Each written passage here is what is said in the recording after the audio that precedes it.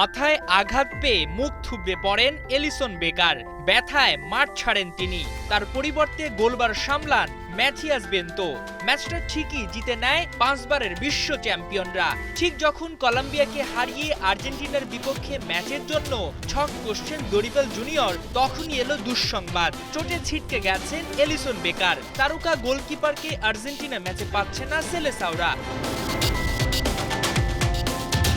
একে তো নেইমার জুনিয়রের মতো তারকা ফুটবলার নেই, ইনজুরি কেড়ে নিয়েছে তার বিশ্বকাপ বাছাইয়ে খেলা। নেইমারের মতো ইনজুরির থাবায় ঝরে পড়েন গোলরক্ষক এডারসন মোরায়েসও। এবার তাদের কাতারে যুক্ত হলেন এলিসেনও। আর্জেন্টিনার বিপক্ষে লড়ার আগে বড় বিপদ নেমে এলো সেলেসাও শিবিরে। 26 মার্চ দুই চির প্রতিদ্বন্দ্বী লড়াই দেখার অপেক্ষায় গোটা ফুটবল বিশ্ব। একদিকে আর্জেন্টিনার ডেরায় নেই মেসি, আরেকদিকে সেলেসাওরা পাচ্ছে না নেইমারকে। দুই দেশের মহারণ এমনিতেই হয়েছে শীতল। তার মধ্যে নতুন করে একের পর এক তারকা ফুটবলারের ছিটকে যাওয়া। দুই দলের কোচের জন্য স্কোয়াড দিতে বেড়ে যায় চ্যালেঞ্জ।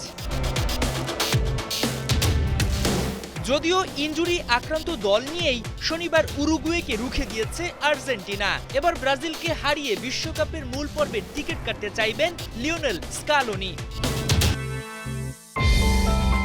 তবে বেকারের চোটে যে বসে আছেন দরিভাল তা কিন্তু নয়। এরই মধ্যে রিপ্লেসমেন্ট হিসেবে স্কোয়াডে ডাক পেয়েছেন গোলরক্ষক ওয়েভারটন।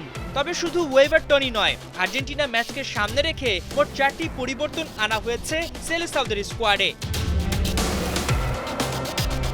কলম্বিয়া ম্যাচে চোট পেয়ে ছিটকে যান মিডফিল্ডার গার্সন। অন্যদিকে 2 ম্যাচে হলুদ কার্ডের জন্য পরের ম্যাচ খেলতে পারছেন না গ্যাব্রিয়েল মাগালায়েস ও ব্রুনো গুইমারেস। তাদের পরিবর্তে স্কোয়াডে সুযোগ পেয়েছেন 2 মিডফিল্ডার জোয়াও গোমেজ ও এডারসন এবং ডিফেন্ডার ভেরালদো। হাসান সজীব, 71।